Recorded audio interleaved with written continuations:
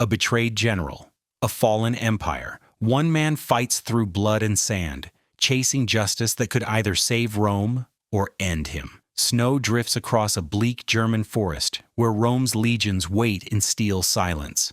At their head stands General Maximus Decimus Meridius, a man of discipline and conviction. He strokes the earth with his hand, grounding himself before battle, then mounts his horse and rides along the lines. Every soldier watches him. This isn't just their commander. He's the heart of the Roman army. The enemy roars in the woods, wild and defiant, but Maximus signals calmly, catapults thunder, igniting the horizon in fire. Arrows darken the sky. Then the clash comes. Roman shields lock tight, the Germans surge, and the forest explodes with screams of war. Amid the chaos, Maximus charges, cutting through the lines with ruthless efficiency. His men follow, relentless and disciplined, until the barbarians finally break. When the smoke clears, Rome has triumphed. The battlefield is littered with fire, broken weapons, and silence. Maximus rides back through his ranks, weary yet unshaken. His men cheer, not for Rome, but for him. In the distance, Emperor Marcus Aurelius watches, proud but pensive. He knows this victory will be his last. Time has caught him, and his empire needs a successor. That night, around the campfires, the emperor summons Maximus to his tent. He dismisses the others and looks at the general not as a soldier, but as a son. With quiet gravity, he reveals his decision. Rome needs a leader of virtue, not ambition. He wants Maximus to become the protector of Rome when he is gone. The words hang heavy in the air. Maximus is stunned, his loyalty tested by an honor he never sought. But beyond the tent, another pair of ears listens. Ears that do not share the emperor's vision. Commodus, the emperor's own son, has heard enough, and in his silence, a dangerous jealousy begins to grow. The Roman camp glows with torchlight. Inside the emperor's tent, Marcus Aurelius sits with Commodus, his son. The old man's voice is tired but steady. He praises Commodus for his passion, but tells him plainly, he will not inherit the throne. Rome needs strength, patience, and selflessness, qualities Commodus has never learned. The young prince stiffens, his smile fading into a look of disbelief. All his life, he believed the empire was his by blood, his destiny beyond question. Now his father's words shatter that dream. Rage simmers beneath his polished exterior.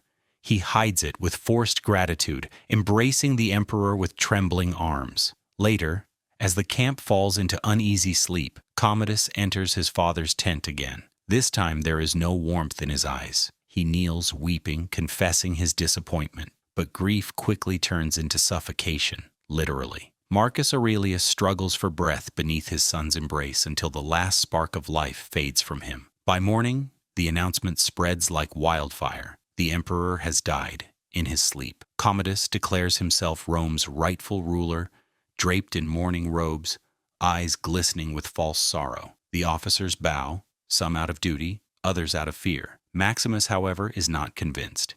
He kneels at the pyre, his heart heavy with suspicion. The promise he made to Marcus lingers like an iron weight. He knows Rome's future was meant to follow a different path. But now that path is blocked by Commodus, a man who sees Rome not as a republic to be restored, but as a crown to be owned. Summoned to Commodus's tent, Maximus is about to face the new emperor and the dangerous choice between loyalty and truth. Maximus stands before Commodus in the command tent, the air thick with incense and unspoken tension. The young emperor plays the role of grieving son, but his eyes glint with something colder. He praises Maximus for his victories and for his loyalty, and then makes the offer, serve him now as protector of Rome. Maximus lowers his head, choosing his words with care. He swore allegiance to the true Rome, to Marcus Aurelius's vision. Commodus's Rome, built on fear and deception, does not deserve his sword. His silence says more than any oath could. The mask slips. Commodus's voice hardens, echoing with threat. He reminds Maximus of his family, of his lands in Spain. His smile is thin, almost mocking. Maximus understands what is unspoken. Refusal means death. By dawn, soldiers arrive at his tent with orders sealed by the new emperor. Maximus is to be executed immediately, his family condemned alongside him. The very men who once saluted him now draw swords against him. Dragged to the edge of the camp, Maximus is forced to his knees.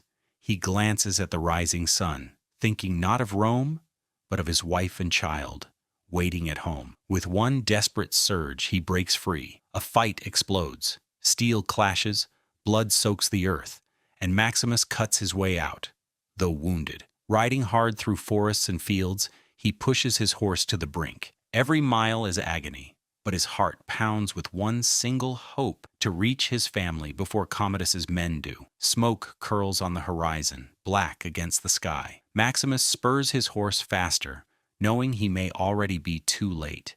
Maximus thunders into his homestead, lungs burning, voice breaking, as he cries out for his wife and son. But the world answers only with silence, broken by the hiss of embers and the crack of collapsing wood. The home he built with his hands is now a pyre. He staggers forward, his eyes find them. His wife hangs lifeless from the wooden beams. His son, too young to understand treason and politics, is gone as well. Maximus crumples to the earth, pulling them close, his cries swallowed by smoke and wind. The soldier who commanded legions now kneels powerless, stripped of everything but grief. Exhaustion overtakes him. He collapses beside them, clutching the soil of his farm, ready to follow them into death. Hours blur. When he wakes, he's not in Spain anymore. Chains bite into his wrists. He's been dragged across the desert, sold like livestock to slavers. Maximus, once hailed as Rome's most loyal general, now stands in a marketplace, his body scarred, his spirit hollow. Traders haggle over his strength, testing his arms as though he were a horse. At last, he is purchased by a former gladiator named Proximo. The irony is cruel. Rome's finest warrior reduced to an entertainer in a ring of sand. Yet somewhere beneath the grief, a spark flickers. He swears silently that Commodus will pay. The gates slam open, sunlight flooding the arena. Maximus steps forward with nothing but a sword in his hand and rage in his heart. The dust of Zucabar sticks to Maximus's skin as he is herded into a crude gladiator school. Proximo, a weathered ex-fighter turned merchant, sizes him up like a butcher inspecting meat. "Win the crowd," Proximo tells him. "Win your freedom." To Maximus, the words are nothing but mockery. He isn't chasing fame. He's chasing death, or vengeance. The first test comes quickly. Thrown into a makeshift arena with other slaves, Maximus is handed a dull sword and pushed into the sand. Around him, desperate men swing wildly, each strike fueled by fear. Maximus, though weary, still moves like a soldier. Every cut is efficient, every step calculated. By the time the shouting dies down, he's the only man left standing. The crowd cheers. He doesn't. His eyes are dead, his body dripping in sweat and dust. He fought not for survival, but because instinct won't let him do otherwise. Proximo notices. There is discipline in this broken man, something different from the others. As weeks pass, Maximus fights again and again. Each time, his legend grows among the locals. Slaves whisper his name. Spectators lean forward, eager to see the silent warrior who never raises his arms in victory. Pero, his only friend, urges him to play along. Give them what they want. It could save your life. But Maximus remains distant. He is a soldier, stripped of rank, a husband stripped of family. All he has left is his oath. Rome will hear him again. One day, Proximo delivers startling news. The games in Rome have been reopened by Commodus himself, and Maximus is going to the capital. The gates of the Colosseum groan open, sunlight flooding the tunnel. Maximus steps forward, the roar of 50,000 Romans crashing like a wave. This is not Zucabar, this is Rome, where victory means immortality and death is a spectacle. Commodus himself watches from the imperial box, draped in gold, savoring the theater he has created. The gladiators are hurled into reenactments of ancient battles, scripted massacres where they're meant to die for entertainment. But Maximus refuses to play by their rules. With ruthless precision, he turns the script upside down.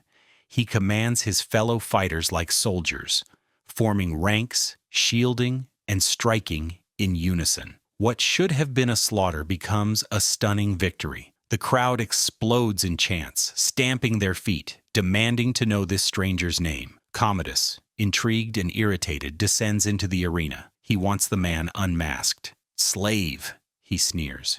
"You will remove your helmet and tell me who you are." Maximus turns slowly, breathing steadily. Then he speaks, voice sharp as steel. "My name is Maximus Decimus Meridius, commander of the northern armies, general of the Felix legions, loyal servant to the true emperor, Marcus Aurelius, father to a murdered son, husband of a murdered wife, and I will have my vengeance, in this life or the next." The Colosseum falls silent. Even the crowd senses the weight of those words. Commodus freezes, his smile faltering as rage boils beneath the surface. But the people, Rome itself, erupt in applause, chanting Maximus's name. For the first time, Commodus sees his power threatened not by armies, but by a single man with nothing left to lose. Commodus forces a smile, but behind his eyes the calculation is clear. Maximus cannot be killed. Not yet. The crowd has chosen their hero. The Colosseum victory shifts the balance. Commodus, humiliated, plots revenge in silence. But Rome itself has seen a spark. Whispers of rebellion begin threading through the city. Maximus, once a slave, is now Rome's unlikely champion. Senator Gracchus and his allies, men weary of Commodus's corruption, seek out the general. They remind him that his destiny was never just vengeance. It was leadership. Rome, they say, could still be saved. Maximus resists. His heart beats only for the memory of his wife and son. Yet when he hears the people chanting his name, he understands. His fight is no longer his alone. In the shadows, Commodus tightens his grip. He parades his power, hosting games drenched in blood as he tries to smother Maximus's influence with spectacle. He leans on Lucilla, his sister, demanding her loyalty while suspecting her treason. She walks a razor's edge, torn between protecting her young son and aiding the man she once loved. One night, Maximus meets Lucilla in secret. There's no romance, no lingering promises, only two souls bound by grief and duty. She warns him. Commodus knows his popularity is rising and will strike soon. Their only chance is to escape the Colosseum's chains and rally the army waiting beyond the city. But betrayal cuts deeper than steel. Cassius, master of the games, whispers of their plans to Commodus. The emperor smiles coldly, already preparing the trap. As Maximus steels himself for escape, Commodus steps into his nephew's chamber. Resting a hand on the boy's shoulder, his smile hides poison. He has discovered Lucilla's secret, and now Maximus's fate is entwined with the life of a child. The trap is sprung. Commodus, desperate to crush Maximus's influence, confronts him in the Colosseum. But he knows Rome would never forgive him for killing the champion outright. So he schemes to humiliate him instead, forcing a duel in front of the entire empire. Before the fight, Commodus visits Maximus in his cell. Guards hold the general as the emperor leans close, whispering venom. Then, with a hidden blade, Commodus stabs him under the ribs, careful not to kill, but to weaken. Shackled and bleeding, Maximus is dragged into the arena. The Colosseum roars. Commodus strides out, armed in gleaming armor, every gesture meant to claim divine authority. Maximus, pale and trembling, picks up a sword. His grip falters, but the crowd, thousands strong, begins to chant his name. The sound steadies him. Steel clashes. Maximus blocks and parries, each movement slower than the last. Commodus sneers, pressing harder, confident of victory, but pride blinds him. In a final surge, Maximus disarms the emperor, knocking his blade across the sand. Commodus panics, demanding another weapon. None of his guards moves. The Senate, the people, Rome itself, watch in silence. Maximus summons the last of his strength, driving Commodus's own dagger into his throat. The emperor falls, lifeless, his reign of corruption ended. Maximus drops beside him, vision blurring, blood soaking his armor. He whispers his final orders, freedom for the gladiators, power restored to the Senate, and then his eyes close, but not in despair. He sees fields bathed in golden light, his wife and son waiting beyond. Home. The Colosseum falls silent. Soldiers bow. Rome has lost a tyrant and gained a martyr. The general who became a slave, the slave who became a gladiator, and the gladiator who defied an emperor. The sand drinks two rulers' blood, one corrupted by power, one freed by sacrifice. Rome breathes again. Critics praised Gladiator as a modern epic, with Variety calling it a breathtaking blend of spectacle and soul. Rotten Tomatoes highlighted Russell Crowe's commanding and emotional performance, crediting him for carrying the film's heart. Many reviewers noted that Ridley Scott's vision revitalized the sword and sandal genre, once thought dead. Roger Ebert admired the film's balance of violence and honor, saying it captured both the brutality of Rome and the spirit of its people. The New York Times praised Joaquin Phoenix's Commodus as a villain so venomous you can't look away. Behind the scenes, the production was a feat of scale. Gladiator used real Colosseum sets in Malta, combined with groundbreaking CGI to recreate ancient Rome. More than 2,000 extras were used in battle sequences, while live tigers were filmed for the arena scenes with safety measures so strict that Crowe stood just feet away from them. The gamble paid off. Gladiator grossed over $460 million worldwide, won 5 Academy Awards, including Best Picture and Best Actor, and cemented itself as one of cinema's great historical dramas.